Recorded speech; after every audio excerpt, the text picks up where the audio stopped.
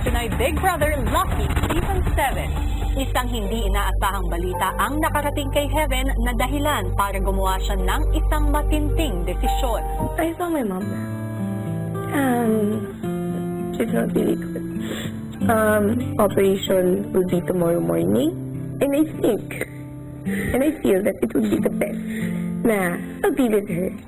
I'll stay with her through her recovery, ba? I'm not doing the VE, guys. It's just I'm doing the right thing.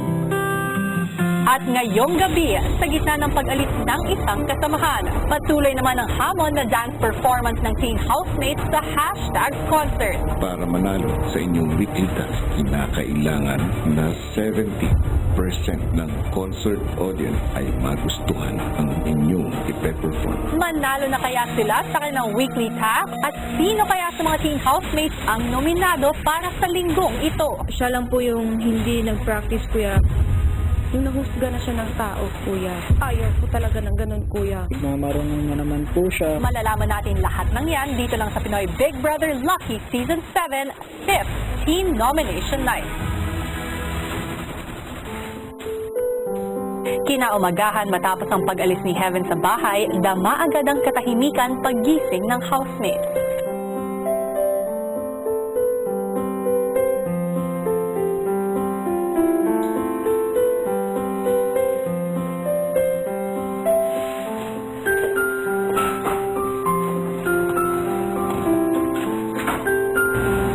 Really hard by.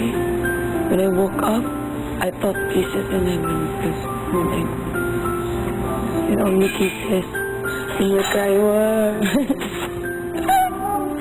Parang panaginip lang eh, kasi nga bigla-bigla, kuya, hindi masingkin sa utak na heaven, wala na. Or yeah, like waking up this morning and then not seeing one of my closest friends. Of course, it's like waking up without a leg. It's a little weird, but I know I'll see her outside. Ang cute na binigay mo kay Heaven yung jacket mo. Ang cute. Favorite mo yun. Ang hirap nga, pero it's my lucky jacket. Baka talaga. I'm already lucky that my family doesn't have problems, so I think that my jacket now, she needs that. She needs all the luck in the world. We can't really control things, pero alam kong kahit na umalis siya dito sa PBB, she will shine brighter than anything for the fact that she always fights. Hindi po siya sumusuko kahit gaano kahirap. Hindi pa ako ready na umalis siya, but I try to be happier than that I can. Bagamat dama ang kalungkutan, pinilit pa rin maging masaya ng housemates. Oh my God! My mic, can you shake kisses hand? Shake a hand.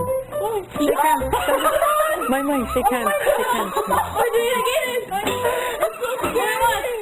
Dahil nga sa desisyon ni Heaven na lumabas ng bahay para makapiling ang ina, ay siguradong mananatili pa sa loob ng bahay sina Christian at Kisses. Pero sino naman kaya ang malalagay sa alanganin? Malalaman natin yan ngayong gabi dito sa 5th Teen Nomination Night ng Pinoy Big Brother Lucky Season 7. Magandang gabi mga kapamilya, napakapit nga tayong lahat sa naging roller coaster of emotions nitong nakarang linggo dahil sa iba't ibang pinagdaanan ng ating teen housemates. At ngayong gabi, hindi pa rin tayo titigil dahil mararamdaman nyo naman ang kaba at tensyon na idudulot ng mga sunod-sunod na pasabog ni Kuya. At malalaman nyo ang mga big announcements na ito kasama ang teen housemates. Samahan nyo ako. Magandang gabi, teen housemates! Hi! Hello! Ako na ang makakausap niyo mula ngayon, pero gaya pa rin ng dati, meron kayong mga balita na matatanggap, okay? Pero bago ang mga breaking news ko para sa inyo, ay kumustahan muna tayo. At dahil ngayon ko na lang kayong makakausap ulit, si Edward ang aking uunahin. Hi, Edward! Hello. You are one of the closest friends of our latest evictee, Heaven. How has the house changed since she left? It's quieter. No one's singing as much. And, you know, we lost our radio along with our best friend. So, yeah. Well, kung may umalis, ay meron din namang mga pumasok. At latest na nga dito ang hashtag at si Enrique. Wala pa? Pero ikaw ngayon, Maymay, ikaw ang tatanungin, wala si Enrique dito. Oh. Pero eto, matapos makilala ng personal ang mga artistang ito, paano nagbago yung paningin mo sa mga artista na nakikita mo sa TV? Ganun pa rin po ang gugwapo po nila. Lalo na po si Enrique, ma'am, sagit lang. Lalo na po si Enrique, ma'am. Kapag iipon po lahat ng hashtag, si Enrique po yun, ma'am. Yun, ma'am. Okay, gets ko. Ngayon naman, ako naman ang magkakwento sa inyo. Handa na ba kayo sa latest news na hatid ko? Handa na? Una, dahil nga sa paglabas ni Heaven, ang kanyang mga kapwang nominadong sina Christian at Kisses ay automatically mananatili pa sa bahay sa mga susunod na araw. Pangalawa, may posibilidad pa ring lumabas si Christian or Kisses or sino man sa inyong teen housemates sa pagtatapos ng linggo. Nagbigay nga kayo ng puntos sa inyong mga kasama noong isang gabi at ipapaalam ko na sa inyong lahat ang latest set of nominees.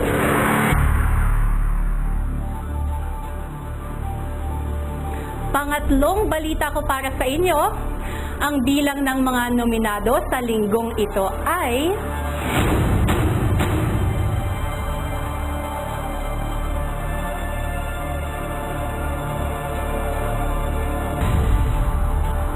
tatlo. Sino-sino nga ba sa inyo? Itutuloy natin ang balitaan sa aking pagbabalik. Salamat, Teen Housemates.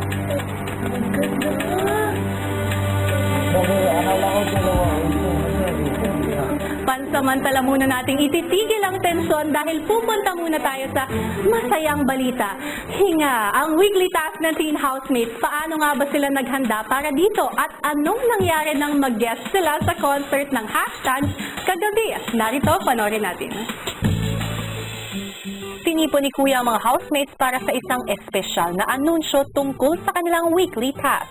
Housemates, nitong mga nakaraang araw, kayo ay nagsumikap para mag-ensayo ng isang sayaw na itinuro sa inyo ng hashtags. Nais kong ipaalam sa inyo na kayo ay magiging bahagi ng hashtag The Road Trip Concert.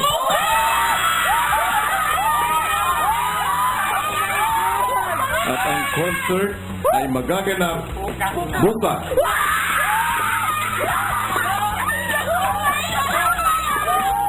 Maya-maya pa ay pinatawag ni Kuya ang task leader na si Maymay. Ngayon ay sasabihin ko sa iyo kung ano ang magiging pasihan kung paano kayo mananalo sa inyong weekly task. Kinakailangan na 70% ng concert audience ay magustuhan ang production number na inyong ipe-perform. Si Maymay agad na ibinalita ang sinabi ni Kuya. The basis talaga, the main basis of our weekly task, it's based on the audience. So show everything, smile, enjoy, and we should be, it should be as a group. 101% kuya. Kuha namin yan kuya. May tiwala ka ba sa sarili mo? May tiwala ako sa sarili ko kuya. Magiging good leader ako sa kanila. Huwag mong sayangin ang kanilang tiwala. Kuya, salamat talaga. Okay po, kuya. Pero nang nag-e-ensayo na ang housemates, ramdam ang tensyon ni Maymay. Open your arms here. Not like that. Ako. Si Pinoy Boy Bong. Level. My team. Okay, 1. Are you okay, boy? Stressful now. Before it was happy. Now it's... Yeah, right? No, because it's... Yeah, we get it. So, But you look on you say yes, then but the way you are, it's not. yeah, it's like, we're always used to be being smiling, and now you're like ultra serious. And then, Oh, I want Ate Maymay back. Gusto ko perfect. Hindi lang yung pucho-pucho lang na sumasayo. Ganun. Hindi naman ako, ang stress kasi ko parang, hindi naman ako ganun kanina. Tahimik lang ako. Parang hindi lang sila sanay na seryoso ako. Kaya mo yan! Timay, kaya mo yan. Believe ako sa'yo. Kaya mo yan. Okay? Kaya Timay, guys. Give up it. Kaya natin yun. Yun siguro ang gagawin ko, enjoy pero seryoso, focus pa rin.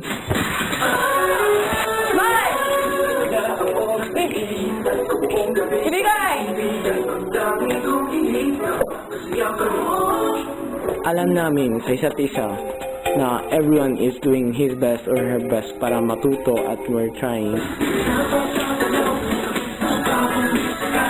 So, yun na nga, kontento ako doon. Nang dumating na ang araw ng concert,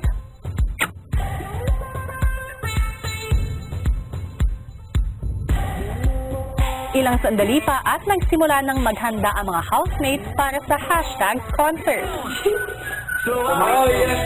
Yeah, I'm looking forward to tonight, even though I'm really nervous, but it's part of it.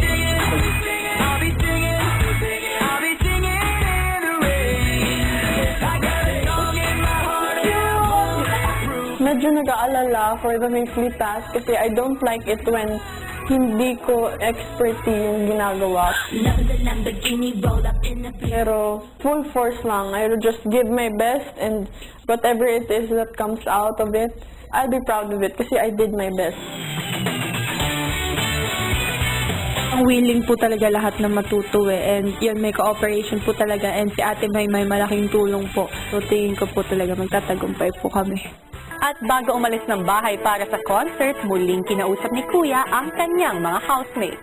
Sa araw nito, gusto kong malaman nyo na buo ako na nakasuporta sa inyong lahat. Thank you po, Kuya. Sa aking team housemates, good luck and hataw na! Thank you po, Kuya. Susunod ang kapanapanabik na performance ng Teen Housemates. The PBB Housemates! Ang housemates lumabas na ng bahay ni Kuya para sa kanilang weekly task, ang mag-perform sa #concert sa Kia Theater. Pagdating sa Kia Theater, ramdam ang kaba sa mga housemates. Kinakabahan ako sobra talaga sa kotse pa lang talaga. Pero hindi pwede, Kuya, kasi nakakabahan din yung mga kasama ko. Bago kami simula, nag-pray kami, Kuya. Nag-pray pa si Edward po. Please, Lord, help us in the coming moments. Thank you for helping us get here and for teaching us how to dance. Hanggang sa dumating na ang takdang oras para sa performance ng Teen Housemates.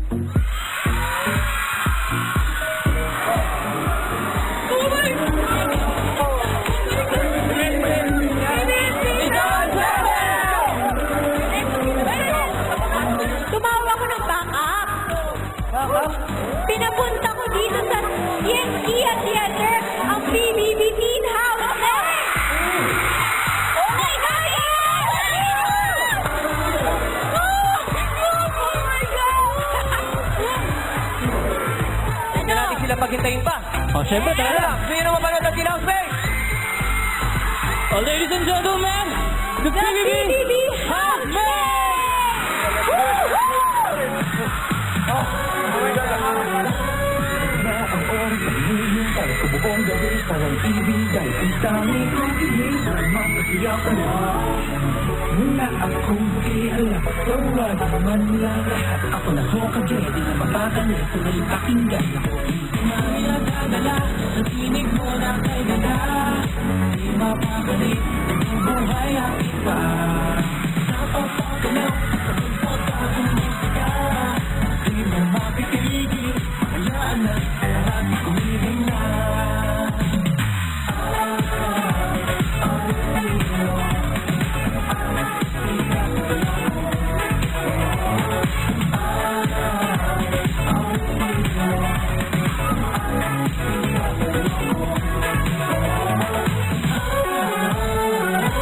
Nanahimik ang lahat at nagsimula umalis na noon sa ipagalaw. Sumasabay sa beat, pati ang aking heartbeat. Tapos na ito kanta, ito tayo na sinta.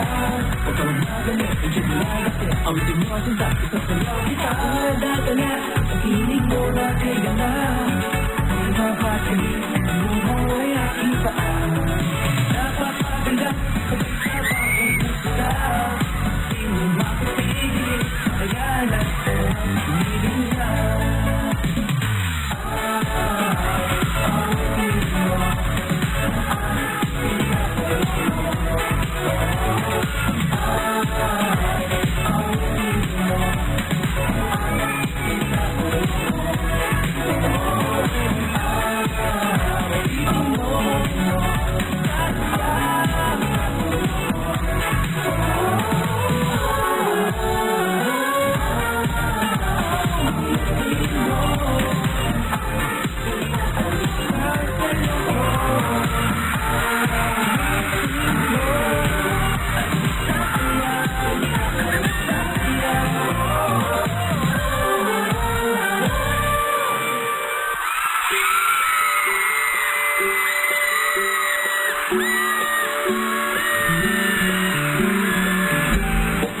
First time ko, kuya, na ang daming ganun sila, kuya. Ang dahil sa amin. Para ako artista. One of the happiest moments in my life. Maraming tao tapos sumisigaw. Hindi ko pa talaga makakalimutan. Halo-halong emosyon ang naramdaman ng housemates matapos ang kanilang performance. Sabi po ni na Vibery na my mom and dad are there, pero hindi ko po kasi sila nakita. Pero the fact that my parents are there, it's just, oh my gosh, my mom and dad are looking at me dance, so their support is the only thing that fuels me usually. So masaya po, kuya. Matapos ng concert, bumoto ang mga manonood sa naging performance ng housemates. #yes kung nagustuhan nila ang performance at #no kapag hindi nila ito nagustuhan. Super nag-enjoy ako sa performance ng mga housemates kasi kahit minsan hindi sila sabay-sabay, ang importante yung showmanship. Yes. Kasi unang sabak pa lang nila sa stage, talagang todo bigay na show. Nagustuhan ko yan. Nakulangan lang ako sa energy nung iba. Tapos nakaka-proud nga sila. Pagbalik sa bahay ni Kuya, tuloy ang kwentuhan ng housemates sa kanilang naging karanasan. When I sang, wow! Ganun na house. Everyone's happy. Grabe yung roar ng crowd. Magkano kayang paggawa ng poster ng ganong kalaki? Grabe. So cool. I still don't believe people support us. Yeah, they support us. I will bring this forever to my entire life. Ilang sandali pa at oras na para malaman ang resulta ng kanilang weekly task. Para mapagtagumpayan ninyo ang inyong weekly task, kinakailangan ninyong makakuha ng at least 70% na boto mula sa mga manonood, housemates. Hindi kayo nakakuha ng 70%. Dahil nakakuha kayo ng 94% team housemates. Congratulations! Napagtagumpayan ninyo ang inyong weekly task. Ibig sabihin, may budget kayo sa susunod na linggo. Housemates, you made me proud again. Congratulations! Susunod ang resulta ng nominasyon sa pagbabalik ng 5th Teen Nomination Night ng Pinoy Big Brother Lucky Season 7. Nagbabalik ang 5th Teen Nomination Night ng Pinoy Big Brother Lucky Season 7. At masaya man ang teen housemates kagabi, paano kayang magbabago ang kanilang mood kapag nalaman na nila kung sino-sino ang malalagay sa alanganin sa linggong ito. Balikan natin sila. Magandang gabi muli, teen housemates. Sisimulan na natin ang mga balitang kanina nyo pang gustong marinig, ang mga pangalan na mapapabilang sa listahan ng mga nominado. Sino-sino kaya yung napunang hindi tumutulong sa mga tasks at gawaing bahay? O sino-sino kaya sa inyo yung pasaway at hindi nakikinig kapag pinagsasabihan? At sino-sino ang nilagay sa alanganin ng kasama niyang teen housemate. Ang pangalan na aking babanggitin ang unang malalagay sa alanganin sa linggong ito. You are nominated for the 5th time, Christian. At ikaw rin ay nominado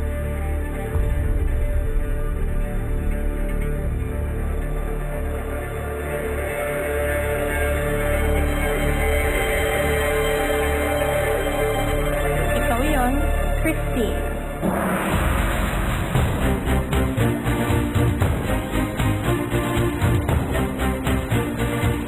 At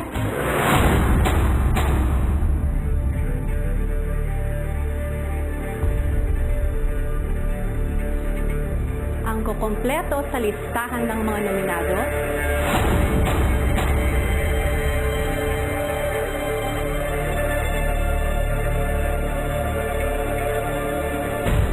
mamaya sa aking pagbabalik. Thank you, teen housemate.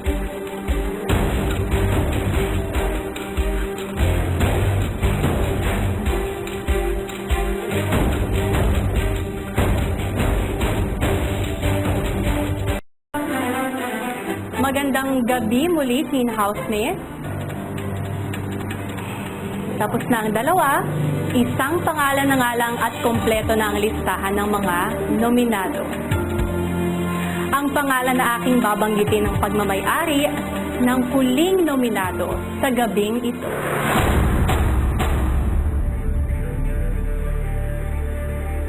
You are nominated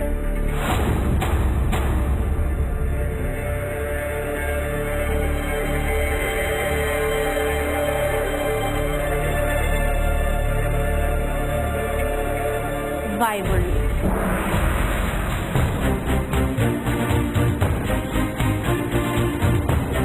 At ang iba sa inyo teen housemates ay makakahinga ng maluwag dahil hindi kayo bahagi sa listahan ng mga nominado.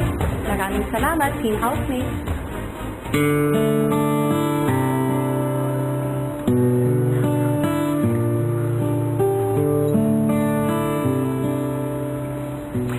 Sina Christian, Christine at Vivory nga ang mga kabilang sa 5th set of nominees. At para sa puntos at dahilan na ibinigay na kanilang mga kasama, panoorin natin.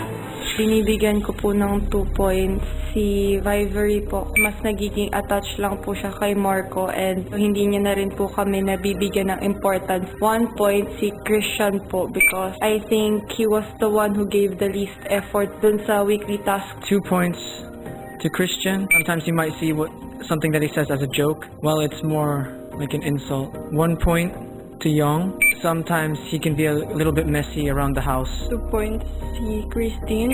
Parang mas pinapahalagan niya po yung competition here on PBB rather than yung friendship na nabuo namin. 1 point to Vivory. Isa po siya sa mga tao na nag-cause po ng conflict dito sa loob ng bahay. 2 points si Christian po. Siya na po yung nagluto. Kaya hindi na po ako nagluluto ngayon po. 1 point si Vivory. Nag-start po yung rules po na bawal pong magtatsi-tatsi po. Ako po yung nagsasabi sa kanila na, Kire, maglinis muna tayo. Galit siya po eh. 2 points si Christian. Sinabihan ko na po siya noon na dapat mag-practice pero di po siya nakinig. 1 point si Ate Maymay. Bilang isang leader po para sa weekly task po namin ngayon, hindi ko po talaga siya nakitaan ng hard work. 2 points, Ate Maymay.